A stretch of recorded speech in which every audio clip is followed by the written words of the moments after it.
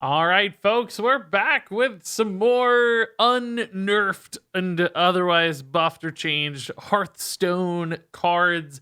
We got Shaman, Warlock, and Warrior this time around, which means I guess we still got neutral cards coming later. But as you can see here, Flametongue Totem, for instance, is going to go from its nerfed state as a 3 mana card to 2 mana once again, but it's also going to lose a health in the process. So not quite back to its original state.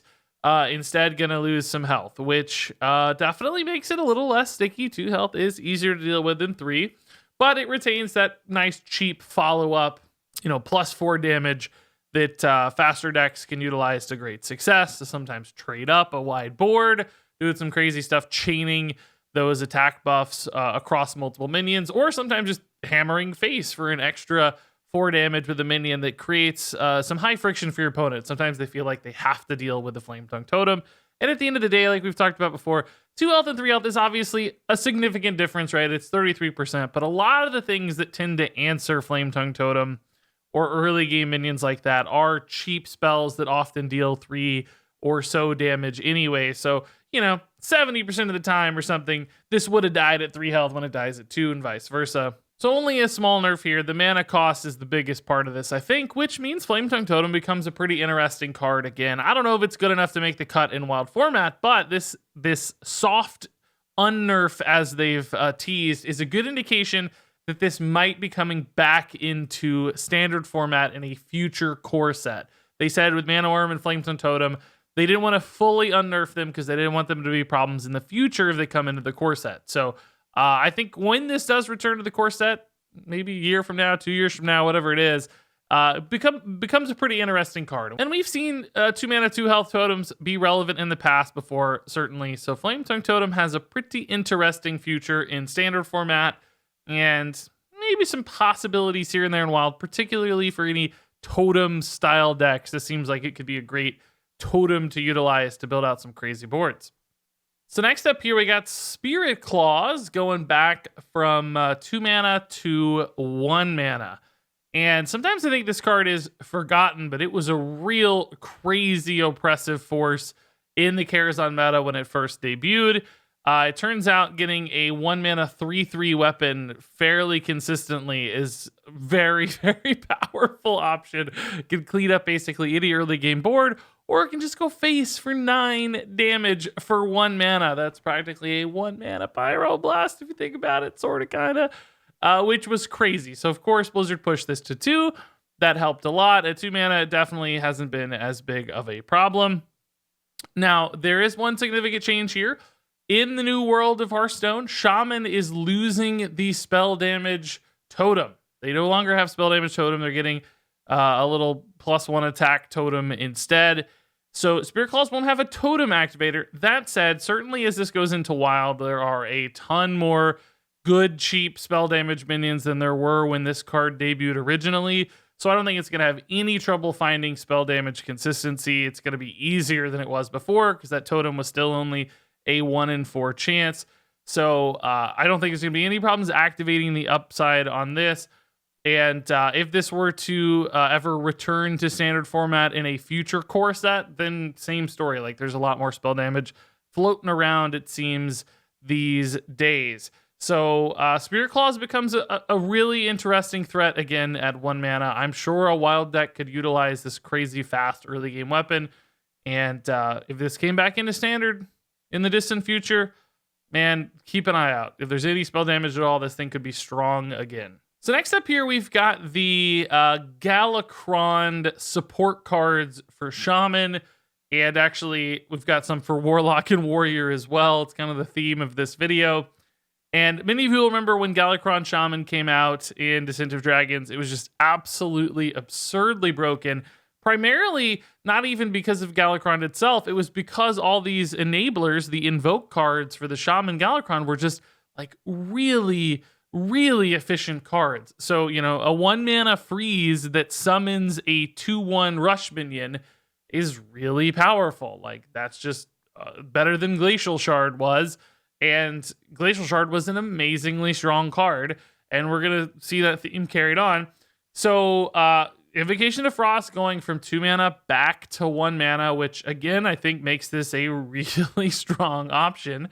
And because all of these invoke cards are getting unnerfed, I suspect Galakron Shaman is a package which will make sense from time to time in wild format as something that you use to support whatever other stuff you're doing. You don't need to commit your entire deck to it, but as a whatever it is, 6-8 card package, that sort of thing, I don't see why not. Like, you could probably toss it in and make for a really strong, maybe it's a 10 card package with some of the neutrals, whatever, right? You could make a nice little strong core chunk of your deck out of these invoke cards. So very clearly, I mean, a 1 mana freeze with a 2/1 rush minion, that's awesome. That makes Invocation of Frost a good card, and I don't think you're sacrificing much by running the other invoke cards. That said, let's go ahead and jump into these. Dragon's Pack also getting reverted.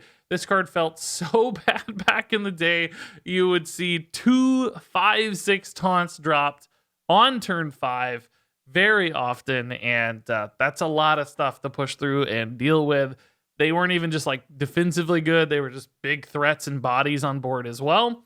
So of course this got pushed down so that it was a 2/2 buff instead of a 3/3 buff.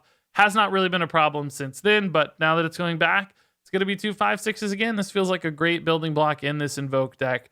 So, yeah, I think Dragon's Pack, again, will be solid in this package. And then also we've got Corrupt Elementalist going from 6 mana back to 5 mana. And again, this is just a lot of bodies on board, and the double Invoke makes your Galakron better sooner, makes cards like Dragon's Pack better sooner. It's kind of a weird curve on this one, right? But still, sometimes you need those invokes to get your Dragon's Pack off. So, yeah, a 3/3 with 2/1 rush minions is a fantastic board reload for 5 mana. It gives you reactivity. It sets up your invokes.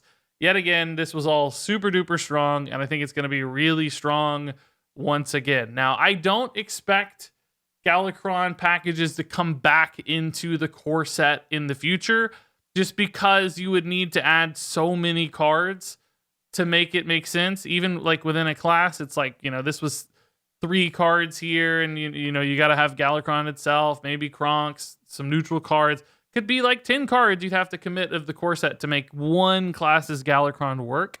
I don't think that's something Blizzard's going to want to do, so I'm not really accounting for these popping back into standard in the future. It's theoretically possible, just seems unlikely. Or if it did happen, you know, maybe it's like 5 or 10 years down the road or something, so who knows what Hearthstone even looks like then. So I'm not going to speak to these too much as standard format cards, but I do think Galakron Shaman makes sense in Wild. I don't play a ton of Wild, but this just seemed like such a strong, powerful effect, and it's not committing your entire deck, so you can still do other broken things. So maybe it's like support for Jade Shaman or something, or whatever other cool package you want to fuse into this. It seems like it's a great way to complement and supplement a deck, and I'm sure somebody can make it work down the road with some Battlecry synergies or whatever other Rush Elemental synergies. Something could support this in the future. So next up here, we got Fiendish Rights getting unnerfed here for Galakron Warlock, and going from 4 mana to 3 mana. This is a much more affordable follow-up to all your imps on board, helping them push out some damage, whether that's via trade or face. Just a more efficient card.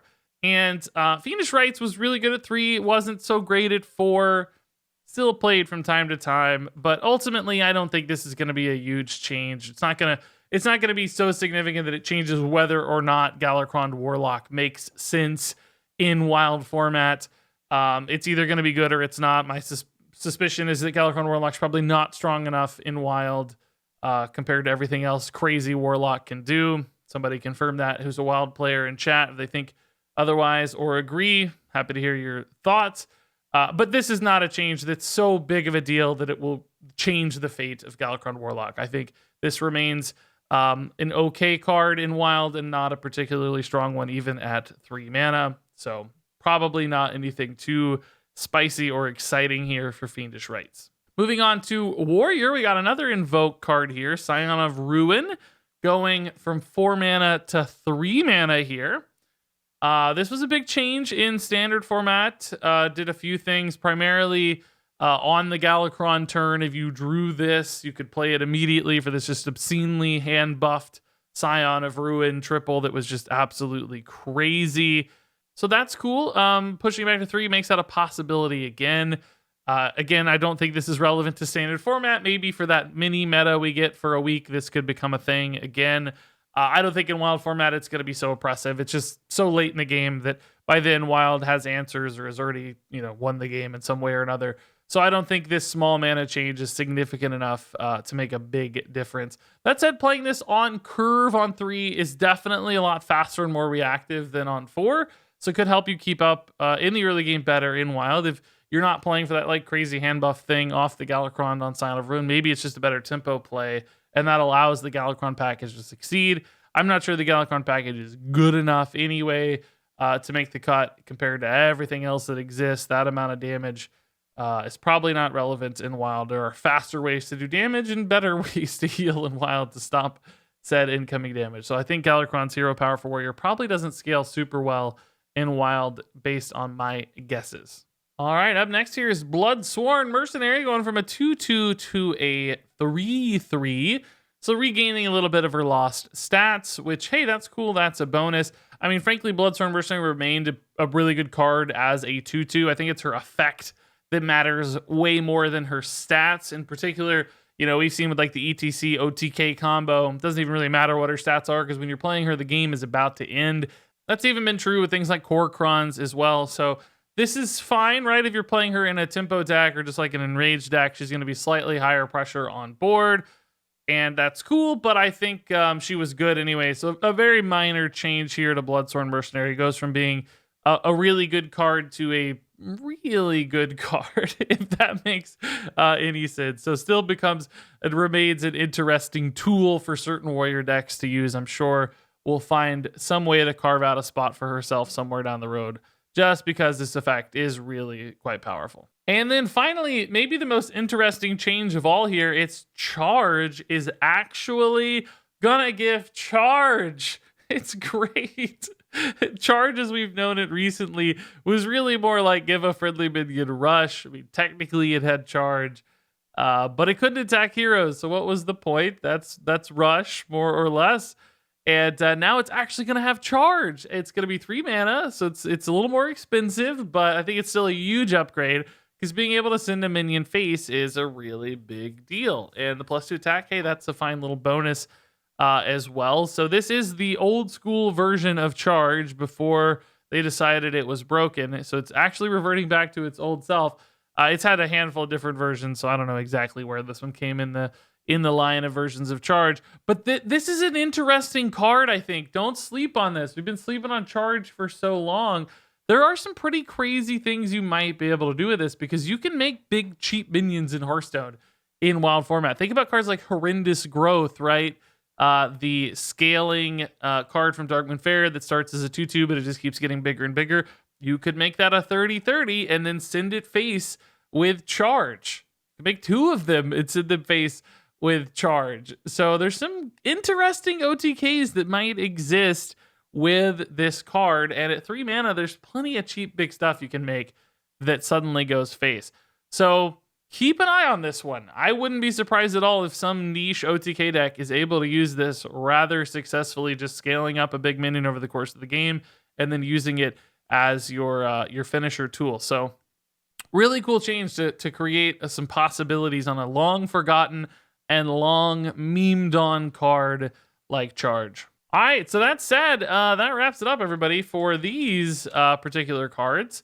We'll have more, I guess, tomorrow probably for the neutral cards, so stay tuned for one last video covering this particular topic, but I'm curious to hear your thoughts on these today. Which one do you think might be broken? Is Spirit Claws going to ruin the wild meta? Is any of these returning to standard format in the future going to cause some problems? Will Galakrond decks ever make it back into standard format? All those thoughts and more are perfect for the comments below. That said, thanks much as always for watching, and until next time, game on.